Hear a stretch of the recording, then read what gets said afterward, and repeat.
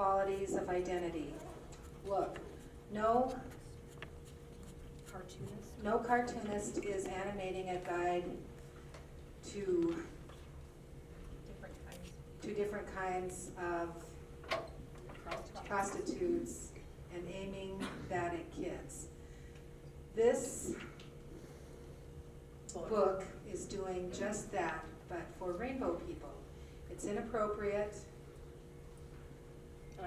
unnecessary, dangerous propaganda. Oh, you're fine, my handwriting says. Response from the manager, as stated before, is that the selection of any material for the library's collection does not constitute an endorsement of its contents.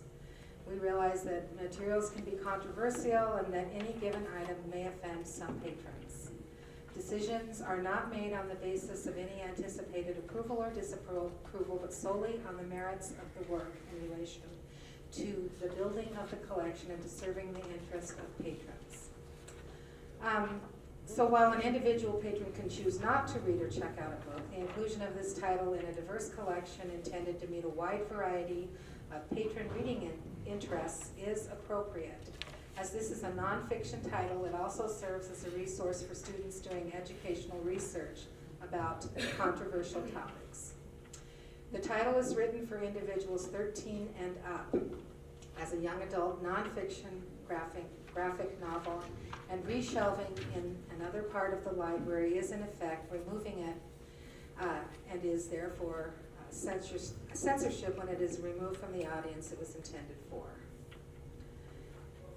We talk again about our role as librarians, that we can't act in the place of the parent, but minors age 13 and under must have a parent or guardian present in order to get a library card.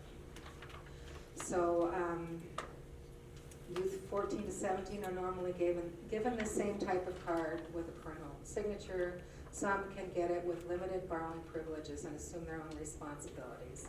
If the parent guardian chooses, again, they may link the minor's card to their own account in order to monitor the checkouts. So parents do have an opportunity to monitor the child's choice of library materials if desired. Professional resources recommend this book for ages 13 and up and grades 9 through 12, so it is appropriately placed in the young adult section. I mention this because it is part of our collection development policy to place the age ranges in the correct areas. 7 other Wyoming libraries who own this title also have it cataloged as a young adult resource. This title is a YALSA 2020 Great Graphic Novel for Teens nominee and is well reviewed by popular sources. It is written as an informational resource regarding LGBTQ+ experiences and views. It is told through the perspective of a snail. The book covers topics like sexuality, gender identity, and navigating relationships. It defines the difference between gender and sexuality and discusses the wide spectrum of human experience throughout the narration of a pet snail. There are no illustrations of humans engaging in sexual or romantic interactions of any sort. It goes on to say, Mr. Bennett, that you express your objection that the premise of the book, which is that human sexuality can include queer and transgender identities, is inappropriate, dangerous propaganda. The book is presenting information about, again, a wide spectrum of gender and sexual identities, including cisgender identities and heterosexual orientations. There is no promotion of any one gender identity or sexual orientation over another in this book. Although, as the title implies, the intent of the book is to explain various queer and transsexual identities. There is no reference to different kinds of prostitutes, as you mentioned. In contrast, the book makes a point to discuss self-respect, self-love, and relationship boundaries. A point of clarification, I never said that there can't be those identities expressed to teenagers or youth. Darcy Accord misunderstood me. I was pointing out they shouldn't be. And I also didn't say there was prostitution in the book. That was an analogy. You won't find. So it seems, even though there's a lot of copy pasting in those responses, it seems regularly she misunderstands what I'm saying, and I just don't understand why that's happening.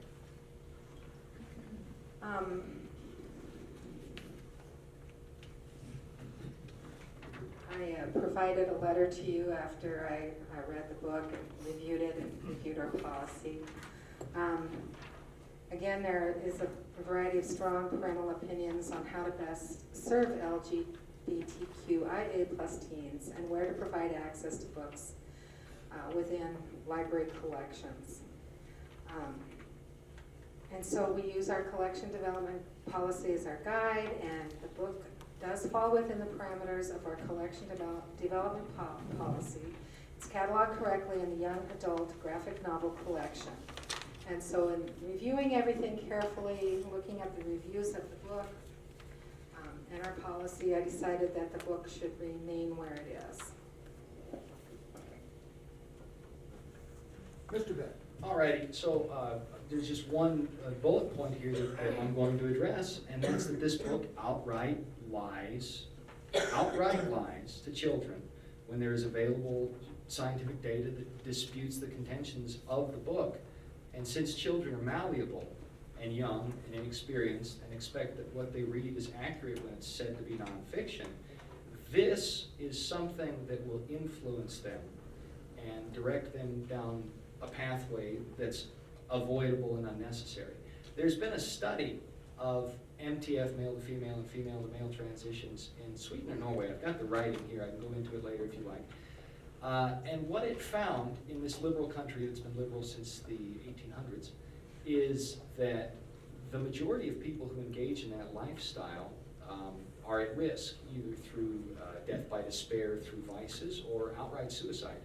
Statistically, the numbers are much, much higher among those communities. And the issue is gender dysphoria as a condition recognized psychologically exists, whereas if one differs in their mind from their chromosomes, that doesn't mean they are different. So encouraging the dysphoria is in effect collaterally encouraging the deaths by despair and suicide. And we should be bringing that to teenagers. They need to be at least adults before they make these kinds of decisions. So on to my exploration of these points in the books. Goodreads.com lists this book as a nonfiction reference book aimed at YA to teen. The entire book is illustrated and in a way which seems to cater to children even younger than 13, i.e. a snail that's anthropomorphized. Anyway, it's made to look like it's a human being. Snails don't talk. That's the kind of thing you do for people that are younger than 13. Teenagers don't tend to like singing animals or talking animals. Young kids do, so even though it's listed as 13 and up, the illustrations look much younger, and that's a problem because it's going to attract even younger kids than teenagers to look at the book, almost like a siren song. Again, I said earlier, only takes a little bit of rat poison to be a problem. Now, the book treats gender and sex as separate things, despite what science clearly tells us about X and Y chromosomes. So the book bills itself as nonfiction, then tells us fiction is fact. That's a lie, and it's very confusing for young people. Fiction presenting itself as truth is propaganda. That's what this book is. It's social engineering propaganda, and it is social Marxism, but I don't know if we'll get into that here today. Later in the book, the author says, lately the entire concept of biological sex has begun to be debunked as well. But it has not been debunked. This means while writing the book, even the author collaterally acknowledges the issue has not been formally decided. The author lied, and they know about it. To portray this book as nonfiction is an outright lie. It might be an opinion piece. It can't be portrayed as nonfiction. To do so and then present it before children is child abuse to the point of grooming. The book continues to harp on the fictional idea that gender is a construct and sexual identity does not have a biological basis. This is simply not true, and no science supports it. Pundits do, fiction writers do. Apparently the ALA and its agenda, and those librarians who support that agenda do. Science does not. Even homosexuality itself is a lifestyle choice. I've seen people personally enter it and leave it. And the statistics and science support that. But this book treats homosexuality as inherent. The book says to an ostensibly teenage or younger audience, I'm sure you're already familiar with the difference between being gay and being straight, right? As though not to be sure of this political opinion means you're somehow less informed. Homosexuality is a lifestyle choice. If not, how did Anne Hesh divorce Ellen DeGeneres and marry a man? Is Anne Hesh some scientific miracle? No, and neither's being gay. It's a lifestyle choice. It's flat wrong to teach children it is inherent. You might as well teach children a sexual foot fetish or concentration on eroticism in the animal kingdom is genetically inherent. It's one thing to float ideas like that as adults. It's quite another to voice them on children at the taxpayer's expense. Even PBS, who are very socialist, admits there is no gay gene. And they're leftists, as I said. According to PBS, there is no gay gene, there is no straight gene, sexuality is just complex. Study confirms. That's the title of an article published 8/29/2019 at 6:53 p.m. Eastern Time. Meanwhile, this book was published April 23rd of that same year, which means it's outdated in reference to the latest scientific understanding from the left side of the fence. That alone is reason to remove this book. It's completely inaccurate, and if your development policy doesn't include handling that situation, that's an oversight that needs to be addressed. While we're on actual science, gender dysphoria is known. It is a known psychological condition which can be treated. Now, there's a video that was published April 4th, 2019, a few weeks before the publication of this book. In that video, ex-transsexual Walt Hayer said, "I lived 8 years as a female named Laura Jensen after undergoing gender reassignment surgery in 1983. He continues, "I bring into this conversation 74 years of first-hand experience. Everything we've heard today is damaging to children. I was damaged by this and have some very strong points of view. The moment you confirm a child in transgenderism," is what he was talking about, "is the very same moment you're telling them there's something wrong with them. They're not right. That is child abuse. We need to begin calling it what it is. It's not affirming a child, it's causing them to be depressed and anxious about who they are, and then go to inject hormone blockers and alter their bodies." This is what this book, I'm Appealing, is doing to our youth. It's damaging them, and it must be stopped. Removing the book from the children's section is the best possible way to do that in this scenario. The science and personal experiences of those who have dealt with transgenderism in their own lives confirm what I'm telling you now. Walt Hayer even wrote a book called Trans Life Survivors. Now, you don't have that book in your inventory. Whenever you say you're trying to provide a neutral collection that appeals to all sides of the fence, that's either a huge oversight or an outright lie. What's being portrayed here is one side of the issue. The deck is being stacked. That's the problem.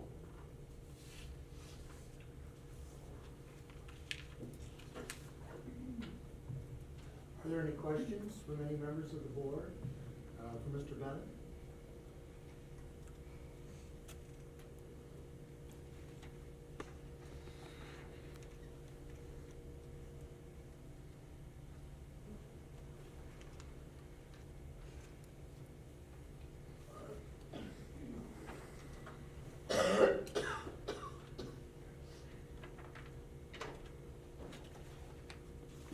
Hearing none, can we get a motion to grant the appeal?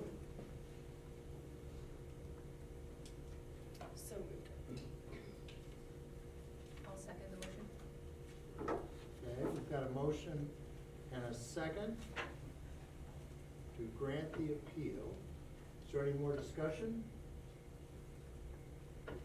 Hearing none. Spent years hearing the mayor say this all the time, so it really sounds funny to me to say, hearing none and sensing you're ready to vote. All in favor of granting the appeal, say aye.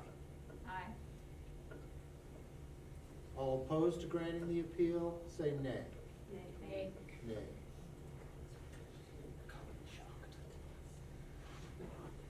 Righty. By my count, the nays have it, 4-1. The appeal's denied.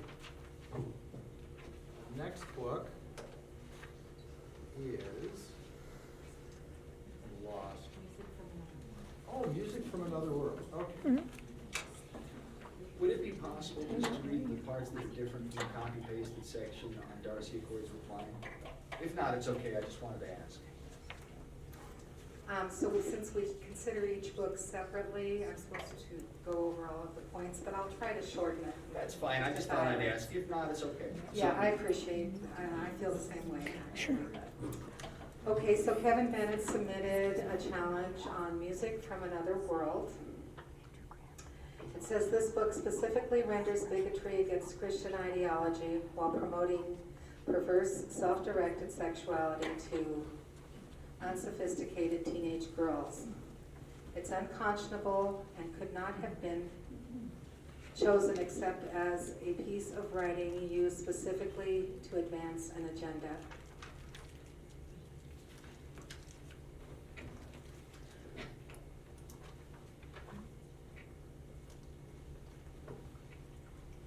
So I will just mention briefly that the selection of any material for the library's collection doesn't constitute our endorsement. We know there are controversial materials out there, and the basis is not made on any anticipated approval or disapproval, but solely on the merits of the work in relation to building the collection. It's specifically written for individuals age 13 and up as a young adult fiction book. Reshelving somewhere else is in effect censorship. In answer to concerns that youth may check out this title again, we cannot act as the parents, and I won't go over all the specifics of getting a youth library card, but I will mention again that parents have an opportunity to monitor their child's choice of library materials if there is a concern, by linking their card to their child's card. Professional resources recommend this book for ages 13 and up and grades 9 through 12. Additionally, the title is well reviewed by 4 professional sources and recommended for public library collections serving teens. This title is historical fiction incorporating real-life figures, Anita Bryant and Harvey Milk, and the opposing movements they were involved in spearheading, anti-gay activism and gay rights activism, respectively, through the lens of 2 high school pen pals in the late 1970s. As the young adult fiction collection includes numerous historical fiction titles about national and world events, this book falls well within the parameters of the collection. The book was selected on its merit, its professional reviews, and its relevance to the young adult collection. I read the book in its entirety, and I found that the book does clearly fall within the parameters of our collection development policy.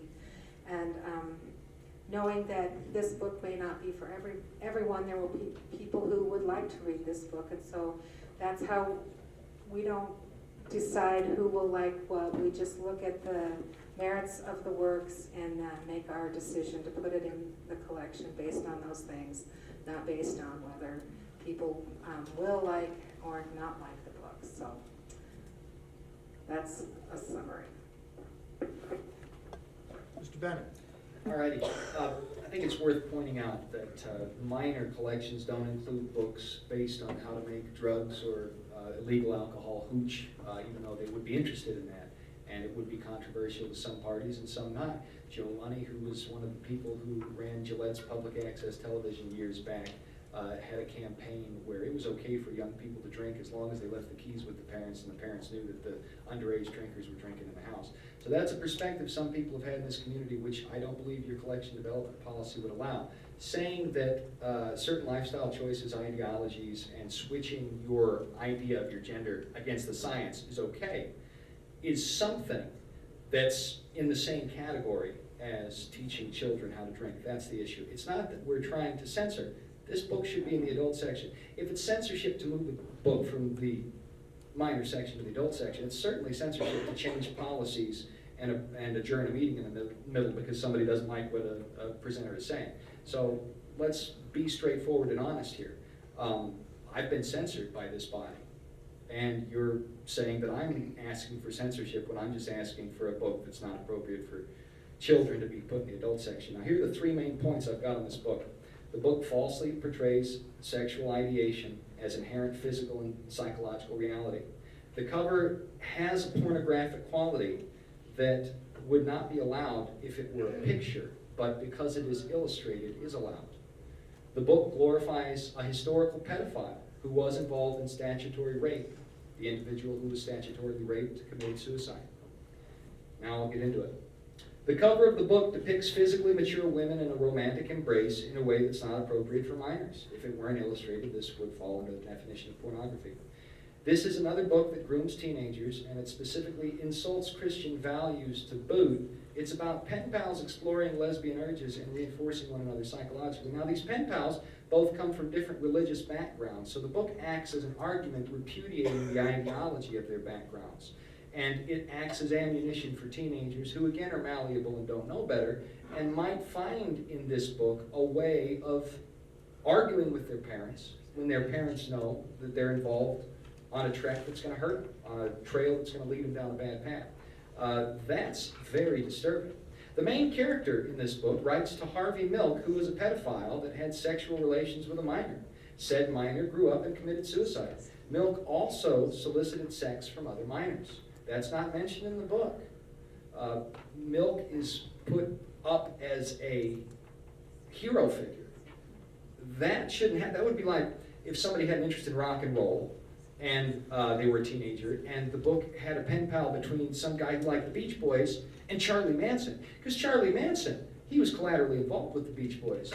And somebody who wanted to have a pen pal with a famous person might have been able to do that. So if you portrayed Charlie Manson positively, that would be about the same level of disturb, if you will. Milk's primary platform was an attack on Judeo-Christian ideology for the sake of the gay movement. So that's an attack on the majority of this community in the book, subversively put in the minor section, where adults are unlikely to realize it's there. And kids could read it without even checking it out. So even though there are restrictions possibly on a card, that doesn't mean a young person won't read it. That's a big problem. While attacking Christianity, Harvey Milk had sex with minors and encouraged them to disobey parents. So he could do that even more. In the book, our protagonist writes to Milk, asking him for advice. The author treats Milk as a historical figure to be respected rather than a pedophile predator. That alone should be grounds to remove this book from the teen section of the library. If it must be included, teens who are smart enough to look it up online can find it in the adult section. In fact, it seems like the minor section of the library is superfluous if there isn't any delineation between the materials there and the materials in the adult section. As a matter of history, Milk was involved in statutory rape of a man. Why are we teaching young girls with sexual hang-ups to look up to a historically gay rapist? It's not okay to encourage that behavior in youngsters. Randy Shilts, a gay San Francisco Chronicle reporter who died of AIDS in 1994, was a biographer for Harvey and wrote this in his book, The Mayor of Castro Street, regarding Milk's relationship with the underage Jack Galen McKinley. 16-year-old McKinley was looking for some kind of father figure.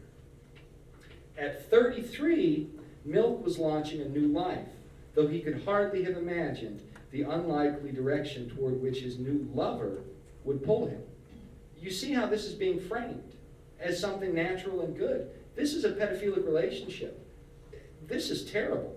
And yet even the chronicler doesn't realize that he's incidentally letting the cat out of the bag because there's an agenda at play here. If there were not an agenda at play here, you wouldn't categorize this sort of material in a section intended for minors.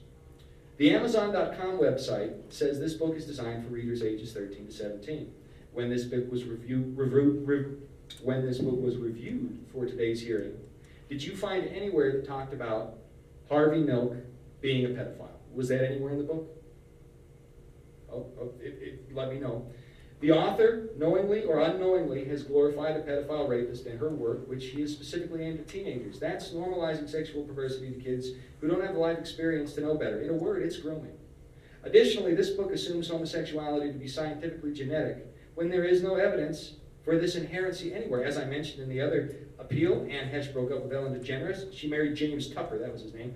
Another example of a lesbian switching teams is Jessica Ellen Cornish, or Jessie J, who said passing comments were made into facts that can never change. Guess what? They can change as they should, and I have changed and grown up a lot, and that's allowed. And I feel more comfortable in my own skin now than ever before.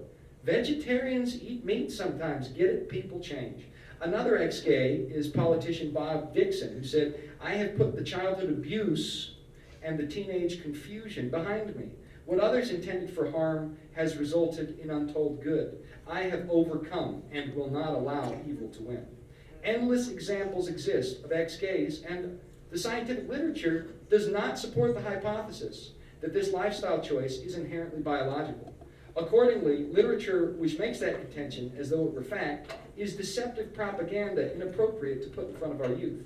It's one thing to put such ideas in front of adults. It's quite another to put them in front of kids who don't know anything about anything. It's like a book promoting prostitution as a career choice. If this book were being honest, it wouldn't cast homosexuality as inherent biological traits misunderstood by traditionalists. It would point out that this lifestyle can be left behind if the individual wants, that homosexuality is not inherent, but involves personal choice.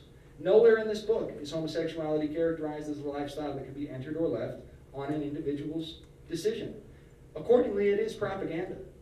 Why would you keep a false propaganda chronicle like this within the literature collection you intend for minors if you did not have an ideological agenda? As I said back in July, this boils down to either misunderstanding near the level of incompetence or agenda. Regardless, what is being done in our minor section of this community and on the tax dime is wrong. It needs to stop. Are there any questions for Mr. Bennett?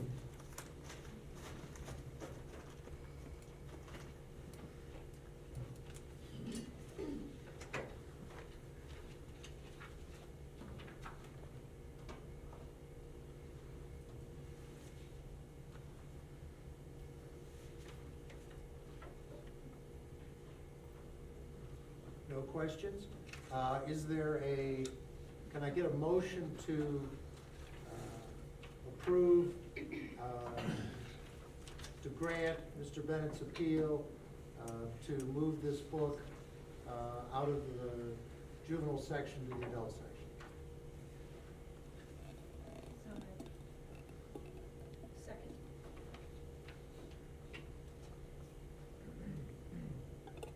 Okay, we've got a motion and a second. Is there any discussion before we vote? Hearing none. All in favor of the motion to grant the appeal, say aye. Aye. All opposed, say nay. Nay. Nay. One aye, rather. 4 nays. The appeal to move the book is denied. All right, I'll get out of here. One last thing. I had 2 other books that I had appealed to this board, which I spoke to Terry Leslie about. It seems that this letter says you will not be processing the appeals to the board? Or have I misunderstood it? That wasn't my intention. Okay, I misunderstood it. So can I expect that at some point in the future, at your discretion, I will be able to present appeals for these books, Sex Plus and the Desmond is Amazing Story? Yes. Thank you very much. Mr. Bennett, could you repeat the titles of those books, please? Certainly. Sex Plus, Learning, Loving, and Enjoying Your Body. I don't like that one because there's a chapter teaching teens BDSM. And then Be Amazing, A History of Pride. It's by a kid who was part of the trans kids movement in New York, and it's very disturbing.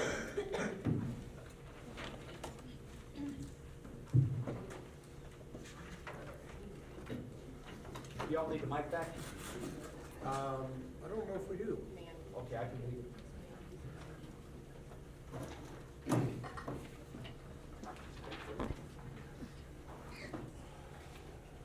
Okay, we have a few items, housekeeping items under the director's report, and then we'll go to public presentations, correspondence, and we can have comments. We have our list at that point. So, director's report. Okay, just reviewing some training that is coming up. So we found some notary training through the Secretary of State. Pending and several staff are to attend. Our strategic facilitator training coming up in March.